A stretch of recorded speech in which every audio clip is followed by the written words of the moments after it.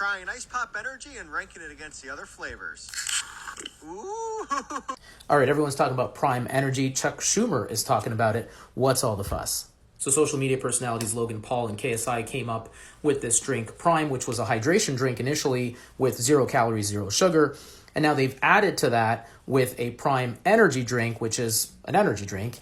And the problem, the fuss, is that it has 200 milligrams of caffeine in it. For context, that's the same amount of caffeine in about 6 regular cans of Coke or about 2 Red Bulls. So that is a lot of caffeine. Now, children shouldn't be having that much caffeine. And in fact, the can actually says that it's not intended for people under 18. But the problem is that it's being marketed through social media to children, and children are consuming it. And so what can happen to kids when they have that much caffeine? Well, a lot of bad things. It's a stimulant. So it can make their heart race, their blood pressure go up. It can cause anxiety. It can actually cause panic attacks. In high doses, it can cause vomiting, diarrhea. It can interact with medications that some kids may be taking for ADHD. So there's a lot of acute effects of that kind of a caffeine dose.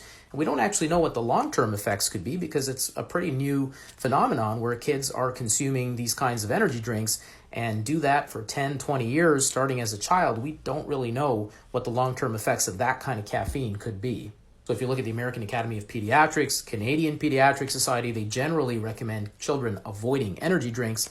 And most guidelines will tell you that any child under 12 really shouldn't have any caffeine, and kids between 12 and 17 can have about 100 milligrams a day. So this is a lot more than that, so beware.